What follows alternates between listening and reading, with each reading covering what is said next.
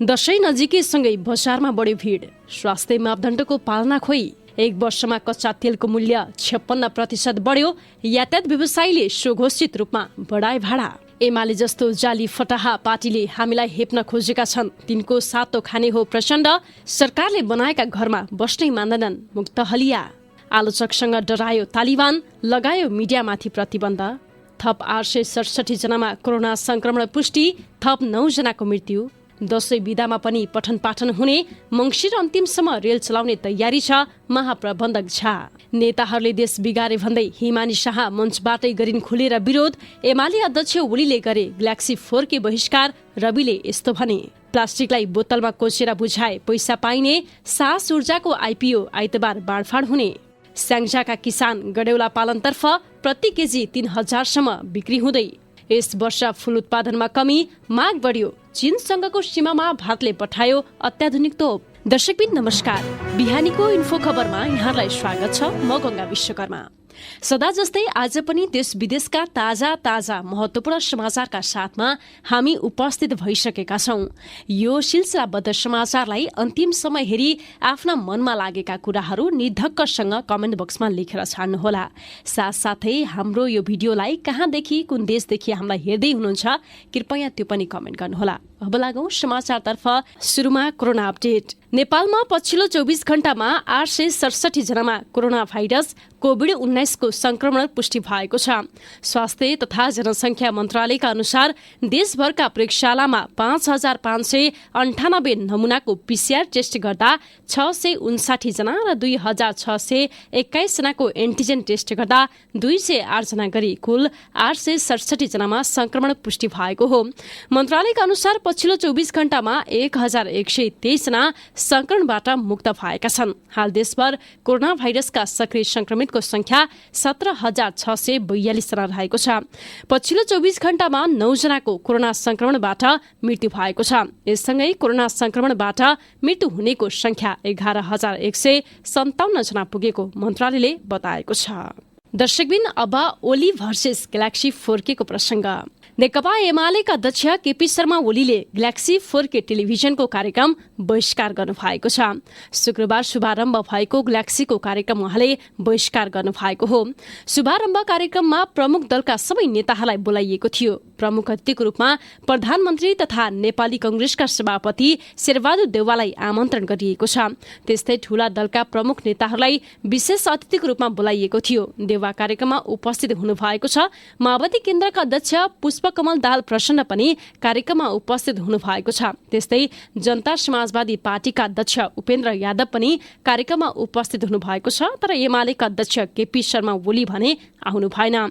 यसबारे ओली निकट स्रोतलाई बुझ्न खोज्दा खबर आएको, तर ओलीले म आउँदिन भनेर पठाएको पुष्टि भयो। स्रोतले भन्यो अध्यक्षज्यूलाई पनि विशेष अतिथिको रूपमा बोलाइएको थियो, तर उहाँले म आउँदिन भन्नुभयो। त्यसो त टेलिभिजनका प्रबन्धक रवि लामिछानेसँग एमाले अध्यक्ष ओलीको सम्बन्ध राम्रो नभएको चर्चा समेत चल्ने गरेको थियो।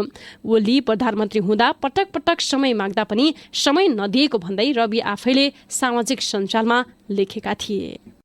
दर्शकबिन बढ्यो भिड। अब यस सम्बन्धी प्रसंग। हिन्दूहरूको महान पर्व बडा दशैं र तिहार नजिकै गर्दा राजधानीमा किनमेल गर्नेको भिड बढेको छ। शनिबार काठमाडौँका असन, इन्द्रचोक, न्यू रोड, सुनधारा लगायतका क्षेत्रमा दशैंका लागि सामान खरिद गर्नेहरूको भिड देखिन्थ्यो। भिडमा स्वास्थ्य मापदण्डको पालना समेत गरेको देखिएन। सरकारले कोभिड-19 महामारीको बीचमा चाडपर्व र उत्सवहरू मनाउँदा स्वास्थ्य मापदण्डलाई कडाइका साथ पालना गर्न आह्वान गरिरहेका बेला यसरी बढेको भिडले संक्रमणको जोखिम थप बढेर जाने जनस्वास्थ्यविदहरूले बताउँदै आएका छन्। दर्शकबिन अब आयालको प्रसंग। 1 वर्षको अवधिमा विश्वमा कच्चा पेट्रोलियम तेलको मूल्य 56% बढेको छ।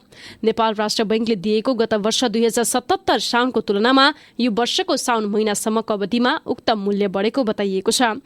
देशको वर्तमान आर्थिक तथा वित्तीय स्थितिको तथ्याङ्क सार्वजनिक गर्दै राष्ट्र बैंकले यस्तो बताएको हो। गत वर्षको साउनमा कच्चा तेलको मूल्य प्रति ब्यारेल $44.86 रहेको थियो। जुन 2078 को साउन महिनासम्ममा आइपुग्दा 56.2% बढेर $70.07 पुगेको छ। यो अवधिमा सुनको मूल्यमा भने गिरावट आएको छ। 2077 सालको साउन महिनामा प्रति आउन्स $1944 रहेको सुनको मूल्य यो वर्षको साउनसम्म आइपुग्दा 8% घटेर $1786 आइपुगेको छ। दर्शकबिन अब भाडा वृद्धिको प्रसंग। आफूहरूको माग पूरा नभएको भन्दै यातायात व्यवसायीहरूले सो घोषित रूपमा भाडा बढाएका छन्।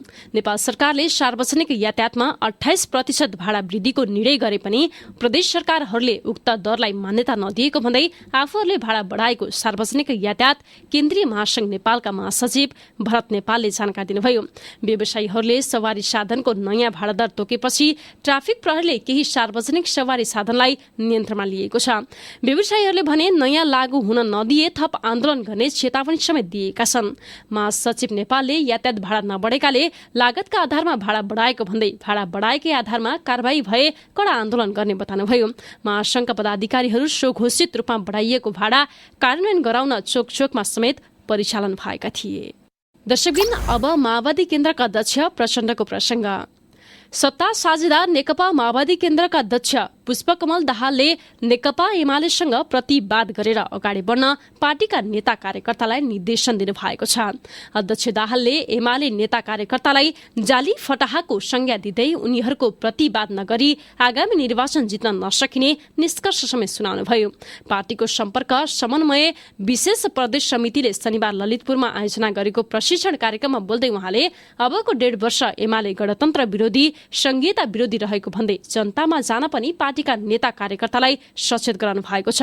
त्यो भयो भने एमाले जस्तो जाली फटाहा भएको पार्टी थर काम्ने र जनताले आफ्नो पार्टीलाई निर्वाचन जिताउने अध्यक्ष दाहालको दाबी रहेको छ। दर्शकबिन अब मुक्त हलियाको प्रसंग।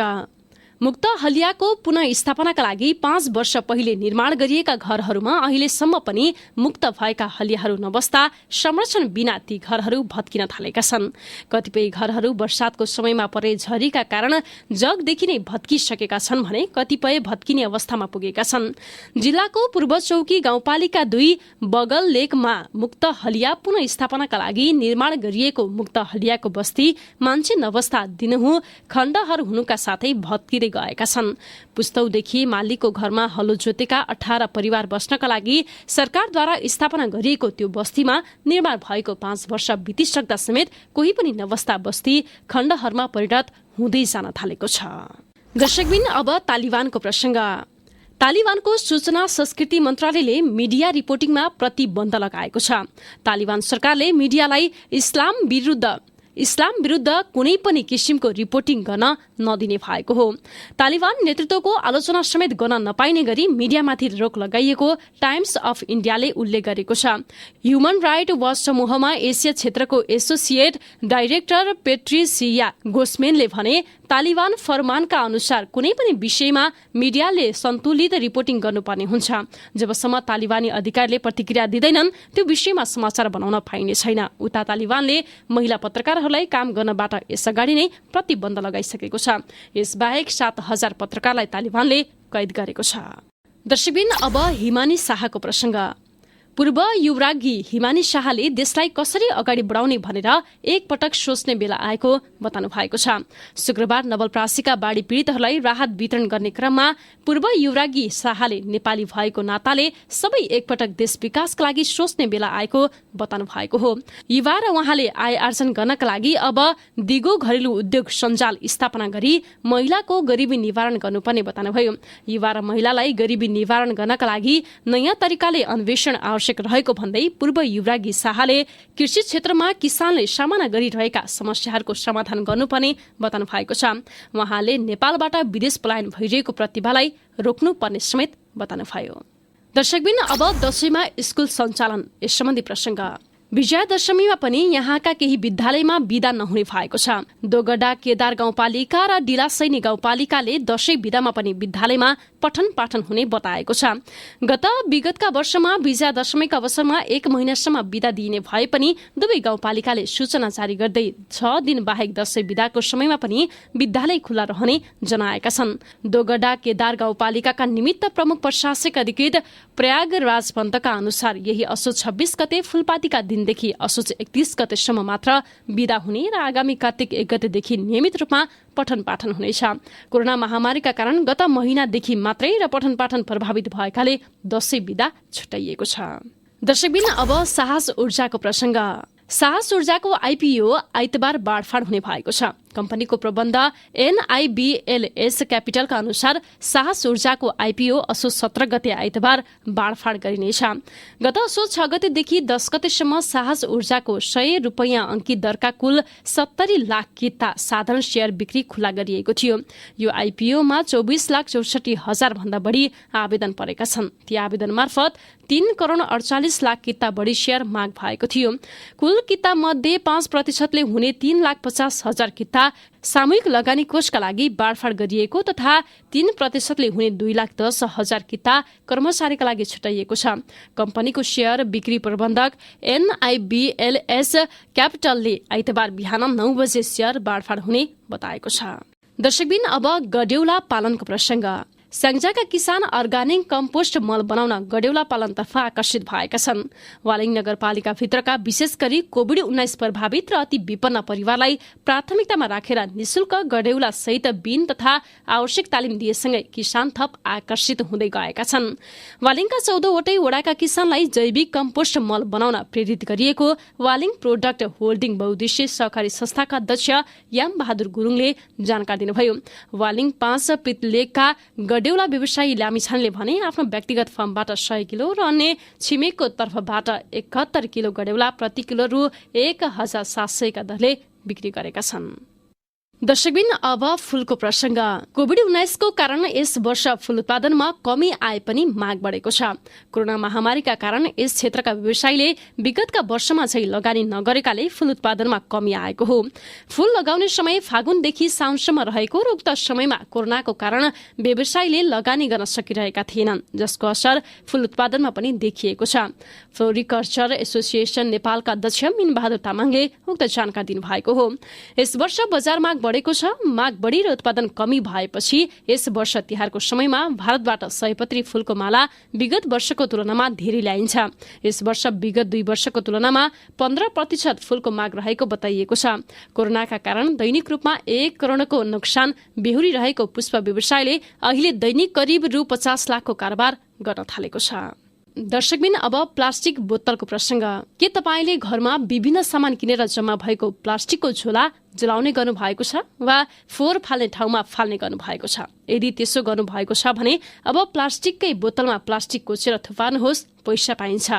प्लास्टिकको बोतलमा फोहोरका रूपमा फालिने प्लास्टिक कोचेर गर्नुभयो भने अब त्यो पनि बिक्री हुने भएको छ। बोतलमा भरिएको प्लास्टिक बागमती सफाई अभियान कर्मी उत्तम पुडासैनीले व्यक्तिगत तवरबाट खरिद सुरु गर्नु भएको हो।